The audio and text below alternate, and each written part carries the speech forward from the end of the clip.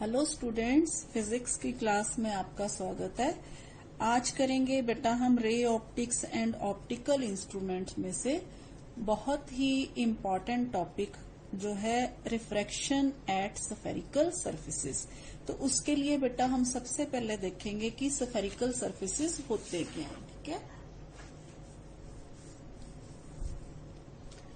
जी बेटा, अब तक हमने स्फेरिकल जो मिरर पढ़े, स्फेरिकल मिरर्स में हमने concave mirror and convex mirror के बारे में पढ़ा। आज हम देखते हैं बेटा कि स्फेरिकल सरफेसेस क्या होते हैं। इनमें से देखिए बेटा, दो तरह के स्फेरिकल सरफेसेस है हमारे पास। एक है बेटा कन्वेक्स स्फेरिकल सरफेस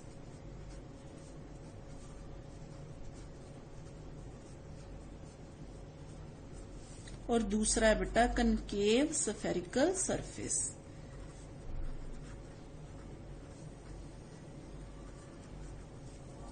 हाँ जी बेटा, अब कन्वेक्स और कनकेव ये दोनों किस तरह से हम डिफरेंशिएट करेंगे।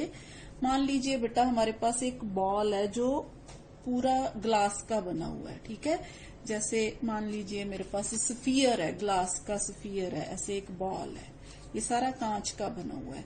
अगर मैं इसको यहां से काट दूं, यहां से काट दूं, तो ये अंदर वाला पोर्शन कांच का रहेगा। ठीक है, अब ऐसा जो सरफेस बनता है बेटा, देखिए इस तरह से हमारे पास मान लीजिए ऐसा सरफेस बन रहा है। ठीक है, ये जो पोर्शन है ये रेयरर मीडियम की तरफ है, जो उभरा हुआ कन्वेक्स जो सरफेस है वो रेयरर मीडियम की तरफ है।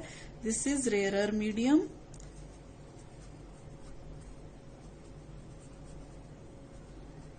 और ये जो पोर्शन है ये क्या है हमारे पास, दिस इज ग्लास। ठीक है, दिस मीडियम इज ग्लास, ये सारा ग्लास का बना हुआ है। तो फिर यहां पे हम क्या कहेंगे, this is denser medium, this is denser medium. और इसी तरह से बेटा जिस तरह से हमने कनकेव और कन्वेक्स मिरर में देखा था प्रिंसिपल एक्सिस, यहाँ पे भी इसका क्या होगा, प्रिंसिपल एक्सिस। तो ये अगर हम इसको एक्सटेंड कर दे बेटा तो ये एक स्फीयर बन जाएगा। ठीक है, तो जैसे ये एक स्फीयर बन जाएगा तो इस तरफ क्या होगा इसका सेंटर, तो यहाँ पे होगा बेटा इसका सेंटर ऑफ कर्वेचर। ठीक है, और इसी तरह से ये क्या होगा इसका pole, this is pole, this is centre of curvature. और जो पोल और सेंटर ऑफ कर्वेचर के बीच में दूरी होती है, जिसको हम P और C के बीच में दूरी जो होती है, इसको हम क्या लेते हैं बेटा, R लेते हैं। ठीक है, this is R call radius of curvature. और जिस पोर्शन में से ये काट के हम ये स्फेरिकल सरफेस बनाते हैं उसका रेडियस जो होता है, जो उसका डायामीटर जो होता है, उसको हम क्या बोलते हैं, अपर्चर। ये सब कुछ हमने जो जिस प्रकार से हमने ये मिरर के केस में देखा, सेम इसी प्रकार से यहाँ पे भी अपर्चर जो है उसी वही अपर्चर होगा जो हम डायामीटर जो है स्फेरिकल सरफेस जो लेते हैं उसका डायामीटर होता है। ठीक है, तो ये होता है बेटा हमारे पास प्रिंसिपल एक्सिस। ठीक है, ये सेंटर ऑफ कर्वेचर, ये पोल और ये हमारा अपर्चर, कितना पोर्शन हम जो ग्लास का ले रहे हैं। तो ये हो गया बेटा हमारे पास कन्वेक्स स्फेरिकल सरफेस। इसी तरह से कनकेव स्फेरिकल सरफेस में बेटा जो कनकेव साइड है वो रेयरर मीडियम की तरफ होगी और जो कन्वेक्स साइड है वो डेंसर मीडियम की तरफ होगी। तो ये हमारे पास ग्लास है सारा, दिस इज ग्लास। ठीक है, तो ये सेम इसी तरह से बेटा ये इसका क्या है, प्रिंसिपल एक्सिस है, ये इसका पोल है। अब इसका अगर हम सर्कल कंप्लीट करें तो इस तरफ होगा, तो ये इस तरफ क्या होगा बेटा, इसका सेंटर ऑफ कर्वेचर। तो ये इसकी ये वाली साइड क्या होगी हमारे पास, R होगी, रेडियस ऑफ कर्वेचर जिसको हम बोलते हैं। ठीक है, तो इस केस में R इस तरफ है, इस केस में R इस तरफ है। ये हमारे पास डेंसर मीडियम है और ये हमारे पास इस तरफ रेयरर मीडियम है। तो ये तो होगी बेटा हमारे पास किस तरह से दो सरफेसेस होते हैं, एक कन्वेक्स स्फेरिकल सरफेस और एक कनकेव स्फेरिकल सरफेस। अब बेटा इसके बाद हम लेंसेज की भी बात करेंगे जो कि इन्हीं सरफेसेस से बनते हैं। ठीक है, तो ये हो गया हमारे पास इन सरफेस के बारे में। अब हम देखेंगे बेटा कि जब हमने रे डायग्राम्स बनानी होती है, इमेज फॉर्मेशन करनी होती है, तो हम कौन कौन से रूल्स और कौन कौन से साइन कन्वेंशंस यूज करते हैं रे डायग्राम बनाने के लिए। तो ये है हमारे पास new Cartesian sign convention for refraction at spherical surface. सबसे पहले all distances are measured from the pole of refracting surface. Second है बेटा distance measured in the direction of incident ray are taken as positive and in the opposite direction of incident ray are taken as negative. ये हमने पहले भी ऐसे ही पढ़ा हुआ है। नेक्स्ट आ गया बेटा assumptions, क्या क्या मान के चलते हैं हम। जिस तरह से पहले बेटा हम जो ऑब्जेक्ट है वो किसी भी तरह का ले लेते थे, यहाँ पे हम ये एज्यूम करके चलेंगे कि जो ऑब्जेक्ट है वो एक पॉइंट ऑब्जेक्ट है, यानी कि जिसकी कोई डायमेंशंस नहीं है, प्लेस्ड ऑन प्रिंसिपल एक्सिस। और जो ऑब्जेक्ट हमेशा रहेगा वो कहाँ पे रहेगा, प्रिंसिपल एक्सिस पे रहेगा। जिस तरह से ये मेरे पास प्रिंसिपल एक्सिस है, मान लीजिए मैंने रे डायग्राम फॉर्म करनी है, तो मैं ऑब्जेक्ट को ऐसे यहाँ पे प्लेस कर सकती हूँ या यहाँ कहीं भी प्लेस कर सकती हूँ। ठीक है, तो ये हो गया बेटा। इसके बाद है हमारे पास the incident and refracted rays make small angles with the principal axis and aperture of the spherical refracting surface is small. Angle भी स्मॉल होंगे और अपर्चर भी स्मॉल होगा। एंगल क्यों स्मॉल लेते हैं हम बेटा, एंगल इसीलिए स्मॉल लेते हैं, जैसे हम साइन आई है, टेंजेंट आई है, तो हम उसको सिंपल आई ऐसे भी लिख लेते हैं जब हम एंगल्स स्मॉल लेते हैं। ठीक है जी बेटा, सबसे पहले हम देखते हैं refraction at convex spherical surface. तो उसमें पहले हम वो वाला केस डिस्कस करेंगे जिसमें ऑब्जेक्ट जो है वो रेयरर मीडियम में होता है और जो उसकी इमेज है वो डेंसर मीडियम में बनती है। तो बेटा सबसे पहले तो ये एक की पॉइंट है, जब भी हमने ये आर्टिकल करना है, एक्सप्रेशन करना है refraction at convex spherical surface के लिए, तो बेटा हमने क्या निकालना है, हमें mu is equal to sine I by sine R. पता है कि ये स्नेल्स फॉर्मूला होता है। तो सबसे पहले हमें क्या चाहिए, हमें वैल्यू ऑफ साइन आई और वैल्यू ऑफ साइन आर चाहिए, या इनडायरेक्टली हम कह सकते हैं हम एंगल ऑफ आई और एंगल आर है जो वो फाइंड आउट करेंगे। ठीक है, तो उन एंगल आई और एंगल आर फाइंड आउट करने के लिए हम क्या करते हैं बेटा, सबसे पहले ये देखिए इसमें इमेज फॉर्मेशन कैसे हो रही है। यहाँ ऑब्जेक्ट है मेरे पास, मान लीजिए वो ऑब्जेक्ट है, यहाँ से 2 इंसिडेंट रेज निकली, ये देखिए एक इंसिडेंट रे ये गई, तो ये जो है बेटा नॉर्मल है, जो सेंटर ऑफ कर्वेचर में से जा रही है लाइन, इसको क्या बोलते हैं हम, नॉर्मल। ये इंसिडेंट रे नॉर्मल के साथ जो एंगल बनाती है इसको हम क्या कहते हैं, एंगल ऑफ इंसिडेंस। ठीक है, दूसरा बेटा ये जो रे है ये पोल पे सीधा 90 डिग्री पे जाती है, तो ये जो रे होती है ये वैसे ही सीधा निकल जाती है। ठीक है, तो अब ये देखिए ये हमारे पास ये जो इंसिडेंट रे है जब ये एंटर करेगी डेंसर मीडियम में, रेयरर मीडियम से डेंसर मीडियम में एंटर करेगी, तो हमने क्या पढ़ा हुआ है कि जब incident ray rarer to denser medium enter करती है तो वो क्या करती है बेटा, नॉर्मल की तरफ मुड़ जाती है। तो यहाँ पे ये रहा हमारा नॉर्मल, ये रहा नॉर्मल, तो ये रे सीधा जाने की बजाय नॉर्मल की तरफ मुड़ जाएगी। ठीक है, जब नॉर्मल की तरफ मुड़ेगी तो यहाँ जाके ये इस पॉइंट पे जाके मीट करेगी जहां पे ये वाली रे भी मीट कर रही है। ठीक है, तो यहाँ पे फिर जाके क्या बनेगा, ये वाला ऑब्जेक्ट है जो इसकी इमेज इस पॉइंट पे जाके बनेगी। ठीक है, ये है बेटा इसकी रे डायग्राम। तो अब प्रिंसिपल एक्सिस के साथ जो ये इंसिडेंट रे एंगल बना रही है इसको हम बोलते हैं एंगल अल्फा। इसी तरह से इमेज फॉर्म हो रही है जहां पे प्रिंसिपल एक्सिस पे ये जो रिफ्रैक्टेड रे है, ये रे जो है ये रिफ्रैक्टेड रे है, तो यहाँ पे एंगल क्या हो गया बेटा हमारे पास, एंगल ऑफ रिफ्रैक्शन। और ये जो रिफ्रैक्टेड रे एंगल बना रही है यहाँ पे, इसको बोलते हैं बीटा, एंगल बीटा। और ये जो प्रिंसिपल, ये जो हमारे पास सेंटर ऑफ कर्वेचर यानी कि जो नॉर्मल है, जो सेंटर ऑफ कर्वेचर में से लाइन निकल रही है, ये क्या हमारे पास, इसको हम बोलते हैं गामा।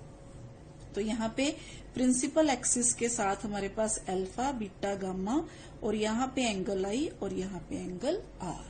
तो अब हमने क्या करना है, एंगल आई और एंगल आर फाइंड आउट करना है। तो उसके लिए हम सबसे पहले क्या करेंगे बेटा, ये यहां से मैंने एक नॉर्मल ड्रॉ कर दिया है, जैसे मैंने आपको उसके मिरर के केस में बताया था कि कैलकुलेशंस को आसान करने के लिए, ज्योमेट्री को सिंपल करने के लिए यहां से हमने क्या किया, नॉर्मल ड्रॉ कर दिया। पर जब हम नॉर्मल ड्रॉ करते हैं तो ये जो P डैश और P पॉइंट है, ये हम ये मान के चलते हैं कि ये एक दूसरे के इतने पास हैं कि जो हम डिस्टेंसेस P डैश से मेजर करेंगे वही हम P से मान के चलेंगे, ठीक है। यानी कि अगर मैं P डैश C बोलूं तो P C एक ही बात है। तो ये तो हो गया बेटा इस डायग्राम के बारे में। अब देखते हैं हम I और R कैसे फाइंड आउट करते हैं। तो सबसे पहले बेटा मैंने ले लिया ये वाला ट्रायंगल ONC, ठीक है। इन ट्रायंगल ONC अगर आप ध्यान से देखो, ये दोनों इंटीरियर एंगल्स हैं और ये बाहर को लाइन जा रही है, तो ये एक्सटीरियर एंगल है। तो ये भी हमने पढ़ा है कि जो एक्सटीरियर एंगल होता है वो अपने आमने सामने वाले दोनों एंगल्स का सम होता है। तो हमारे पास यहाँ पे आ गया बेटा I is equal to alpha plus gamma, ठीक है। तो बेटा जैसे कि मैंने आपको कहा था एंगल्स आर स्मॉल, तो हम इसको ऐसे भी लिख सकते हैं, tangent gamma plus tangent alpha plus tangent gamma. तो ये हमने क्यों लिखा, क्योंकि यहां से हम टेंजेंट अल्फा और टेंजेंट गामा की वैल्यू फाइंड आउट करेंगे। अब देखते हैं टेंजेंट अल्फा किसके बराबर है। ये देखिए टेंजेंट अल्फा है बेटा हमारे पास, ये पॉइंट N है, ये पॉइंट P डैश है। तो मेरे पास टेंजेंट जो आ गया अल्फा आ गया बेटा N P डैश, ठीक है, डिवाइडेड बाय, अब यहाँ पे टेंजेंट अल्फा है, ये परपेंडिकुलर है और ये क्या मेरे पास बेस है। तो यहां से P डैश O, ठीक है। इसी तरह से बेटा टेंजेंट गामा की वैल्यू भी फाइंड आउट कर लेते हैं, NP डैश डिवाइडेड बाय यहां से P डैश C, ठीक है। अब जैसे कि मैंने आपको कहा कि P डैश और P दोनों क्या है, सेम है, तो हम यहाँ पे I is equal to NP dash plus यहाँ PO, यहाँ NP डैश बाय PC लिख लेंगे, ठीक है। तो इस इक्वेशन को बेटा हम मान लेते हैं इक्वेशन नंबर 1। ये देखिए हमारे पास I की वैल्यू आ गई इन टर्म्स ऑफ एंड ये सारे डिस्टेंस जो हमने यहाँ पे लिए हुए हैं। इसी तरह से बेटा हम अब गामा की वैल्यू निकालना चाहते हैं, ठीक है। अल्फा की निकाल ली, अब हम गामा की वैल्यू निकालेंगे। तो गामा की वैल्यू निकालने के लिए हमारे पास क्या है, ये है गामा, ठीक है। तो गामा जो है हमारे पास, देखिए गामा कौन से ट्रायंगल में आ रहा है हमारे पास, ये देखिए ये एक ट्रायंगल आ रहा है हमारे पास NIC, ठीक है, NIC। इसमें ये दोनों इंटीरियर एंगल है और गामा जो है एक्सटीरियर एंगल है, ठीक है। तो यहां से हमारे पास आ गया फ्रॉम ट्रायंगल,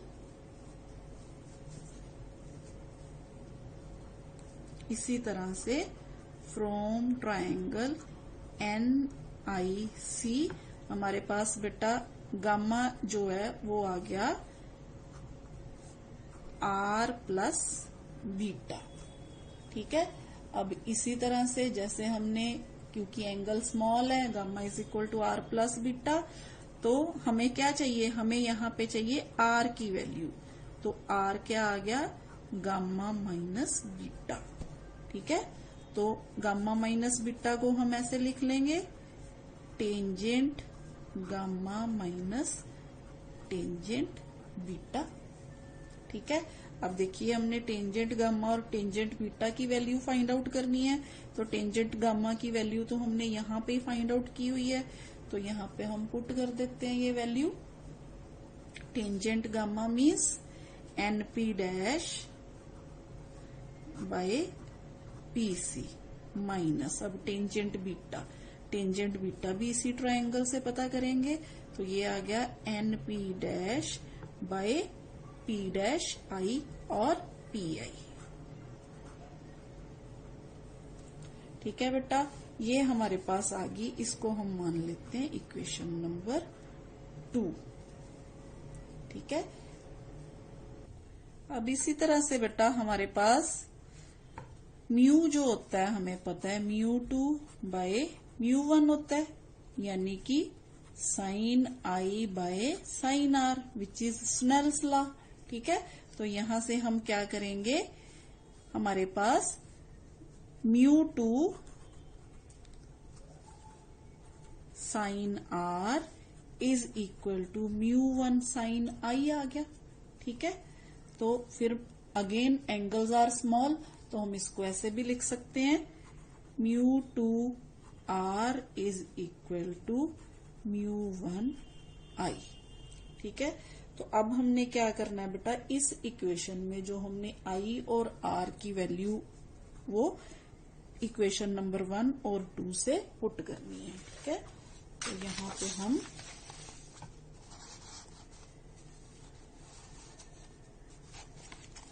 ये आ गया बेटा हमारे पास μ1, यहां से μ1 में i की value np dash by PO plus np dash by PC is equal to μ2, again यहां से np dash by PC minus np dash by PI put कर देंगे।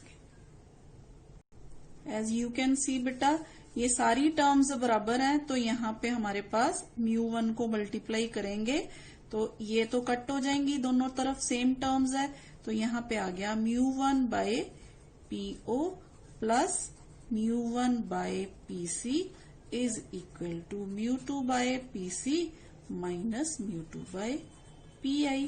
तो बस इसको हमने सॉल्व कर लेना आगे, μ1 by PO plus μ2 by PI is equal to μ2 by PC minus μ1 by PC. ये पीसी वाली टर्म हम उधर ले गए, ये वाली टर्म इधर ले आए, तो यहां से हमारे पास आ गई बेटा equation μ1 by PO plus μ2 by PI is equal to μ2 minus μ1 by PC. ठीक है, क्योंकि पीसी जो है हमने कॉमन निकाल लिया, तो अब हमारे पास नेक्स्ट स्टेप में हमने क्या करना है, पीओ और पीआई की वैल्यू पुट कर देनी है। अब हमें पता है पीओ और पीआई जो है, ये देखिए पीओ माइनस यू, ठीक है, पीआई प्लस वी। क्यों? क्योंकि ये इंसिडेंट रे की डायरेक्शन में है और ये ऑपोजिट टू इंसिडेंट रे, अगर हम पोल से मापना शुरू करते हैं तो बस ये वैल्यूज पुट कर देनी है हमने यहाँ पे।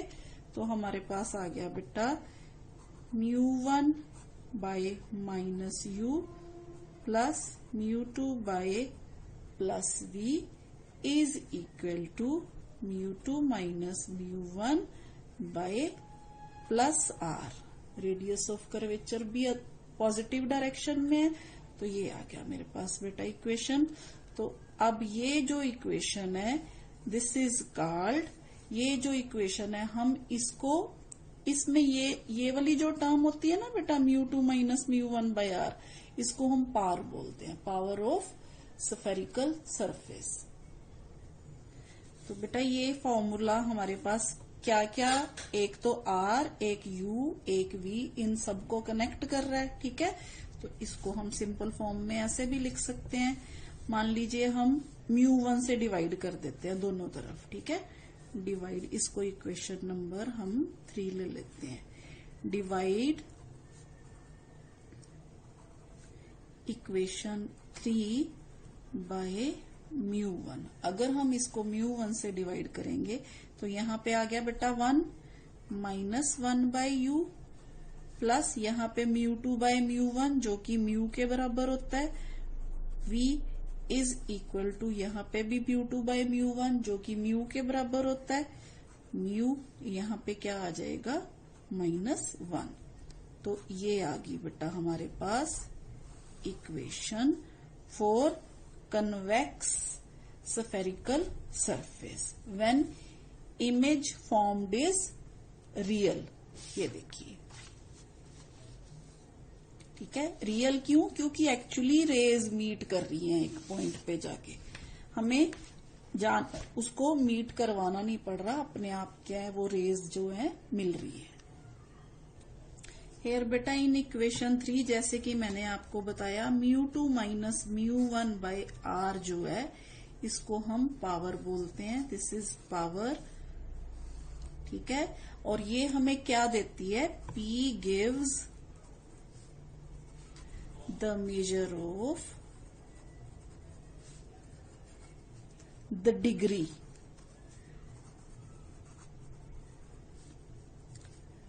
to which the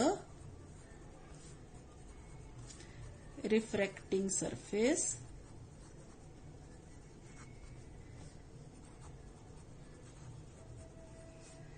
can converge or diverge the rays of light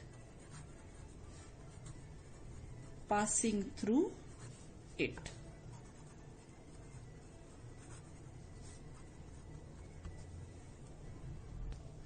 इसी तरह से बेटा मैं ये जो फॉर्मूला है ये ऐसे भी डिराइव कर सकती हूँ।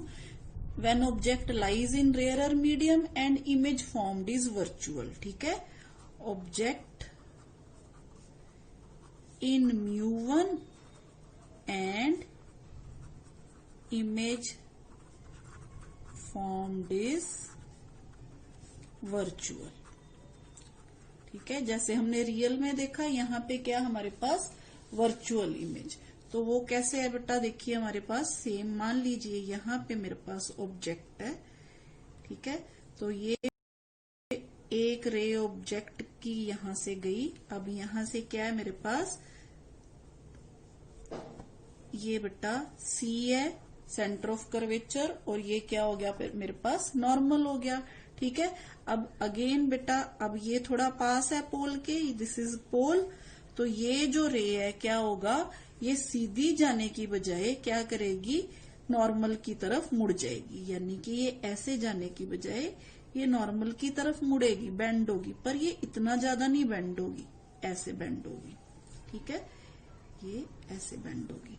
अब मैं जब इसको, मेरे को यहां एक्सटेंड करना पड़ेगा, तो यहां पे जाके जो बनेगी इस ऑब्जेक्ट की इमेज बनेगी। ठीक है, तो ये रे है जो ये रिफ्रैक्टेड रे है, ये इंसिडेंट रे है। तो ये वाला एंगल मेरे पास R है, ये वाला एंगल क्या है मेरे पास? नॉर्मल के साथ I है। इस केस में ये अल्फा है, ये बीटा है और ये गामा है। ठीक है, तो ये हो गया बेटा केस। पर जब मैं इसको कैलकुलेट करूंगी सेम उसी तरह से, यहां से मैंने क्या किया? नॉर्मल यहां पे परपेंडिकुलर ड्रॉ कर दिया, सेम ऐसे ही। ठीक है, तो यहां पे भी बेटा जब मैं कैलकुलेट करूंगी तो मेरा आंसर जो है -μ/u plus 1/v is equal to 1 minus mu minus 1/r के बराबर होगा। ठीक है, ये तो है बेटा जब जो ऑब्जेक्ट है वो जो है रेयरर मीडियम में लाई करता है। इसी तरह से मान लीजिए ऑब्जेक्ट है वो जो पहले ही डेंसर मीडियम में लाई कर रहा है, तो उस केस में क्या होगा देखिए जी। देखिए बेटा, मान लीजिए मेरे पास ऑब्जेक्ट यहाँ पड़ा हुआ है डेंसर मीडियम में, ये मेरे पास डेंसर मीडियम है, ठीक है। तो यहाँ से ऑब्जेक्ट जो है, यहाँ से जो इंसिडेंट रे है जो ऐसे जाएगी, ये इंसिडेंट रे है। तो यहाँ से हम क्या करेंगे, पहले तो हम नॉर्मल ड्रा करेंगे, ये नॉर्मल है, तो ये हमारे पास सी हो गया। अब देखिए डेंसर मीडियम से जब रेयरर मीडियम की तरफ रे जाती है तो वो अवे फ्रॉम द नॉर्मल हो जाती है। तो इसने क्या करना है, इसने अवे फ्रॉम द नॉर्मल हो जाना है, ऐसे चले जाना है इसमें, ठीक है। अब ये ऐसे चले गई तो इसको हमें क्या करना पड़ेगा, यहाँ पे एक्सटेंड करना पड़ेगा। तो जो यहाँ पे क्या बनेगी, इस ऑब्जेक्ट की इमेज बनेगी, ठीक है। तो ये जो है बेटा हमारे पास, ये एंगल आई होगा इस केस में, और ये जो है हमारे पास ये वाला एंगल क्या होगा, आर होगा इस केस में, ठीक है। सेम वैसे ही हम यहाँ पे क्या करेंगे, नॉर्मल ड्रा कर देंगे। तो ये हमारे पास इस केस में ये एंगल अल्फा, ठीक है, और ये एंगल बीटा, और ये एंगल गामा। तो जब हम इसको कैलकुलेट करेंगे तो हमारे पास ये आएगा बेटा minus mu by u plus 1/v is equal to 1 minus mu by R. यहाँ पे क्यों उलट गया, क्योंकि जो ऑब्जेक्ट है वो पहले से ही डेंसर मीडियम में, तो हमारे पास एक्चुअली जो इक्वेशन आती है वो इस तरह से आती है, minus mu 2 by u minus mu 1 by minus v is equal to mu 2 minus mu 1 by minus R, ठीक है। यहाँ पे हम सब कुछ क्यों नेगेटिव ले रहे हैं, क्योंकि इंसिडेंट रे की डायरेक्शन ये है, पर हम डिस्टेंस जो पोल से मेजर कर रहे हैं वो इस तरफ कर रहे हैं, ठीक है। P I, P O, P C, तो ये सारे फिर क्या हो जाएंगे, ये नेगेटिव हो जाएंगे जी बेटा। इसी तरह से मान लीजिए मेरे पास कनकेव स्फेरिकल सरफेस है, इसका जो कनकेव वाला फेस है वो रेयरर मीडियम की तरफ है, ये μ1 और ये μ2। अब यहाँ पे देखते हैं कैसे इमेज फॉर्मेशन होती है। यहाँ पे ऑब्जेक्ट है, तो ऑब्जेक्ट से रे है जो यहाँ टकराई, पहले तो हम यहाँ से फिर वही क्या करेंगे, नॉर्मल ड्रा करेंगे, ठीक है, क्योंकि नॉर्मल के बिना बात नहीं बनती। तो ये हमारे पास नॉर्मल हो गया, यहाँ पे सी सेंटर ऑफ कर्वेचर हो गया। तो सेंटर ऑफ कर्वेचर है, ये जब रे यहाँ पे जाएगी, रेयरर से डेंसर मीडियम की तरफ जाती है, तो सीधा जाने की बजाय ये क्या करेगी, थोड़ा सा नॉर्मल की तरफ मुड़ जाएगी, ठीक है। तो ये रे थोड़ा सा नॉर्मल की तरफ मुड़ गई। तो जब ये नॉर्मल की तरफ मुड़ेगी, हमें इस रे को जब हम ऐसे करके एक्सटेंड करेंगे तो यहाँ पे ऑब्जेक्ट की इमेज फॉर्म होगी, ठीक है। तो इस केस में बेटा हमारे पास जो आंसर आएगा वो फिर same u plus mu by v is equal to mu minus 1 by R आएगा, ठीक है। ये वो केस है जब हम कनकेव स्फेरिकल सरफेस है जो वो कंसिडर करने हैं। तो ये बेटा हमने जो कंसिडर किए, जो स्फेरिकल सरफेसेस पे रिफ्रैक्शन की, एक्चुअली ये जो हमारे पास जो फॉर्मूला हमने डिराइव किया है ये वाला, ये हमारे पास सारे जो यूज होंगे बेटा, ये जब हम लेंस फॉर्मूला करेंगे, लेंस मेकर फॉर्मूला करेंगे, यहाँ पे हमारे काम आने वाले हैं। तो आज के लिए बेटा इतना ही। ये जो फॉर्मूले हैं अच्छी तरह से देख लीजिए, ताकि जो हमारा नेक्स्ट टॉपिक है वो हम अच्छी तरह से कर सके। थैंक यू बेटा।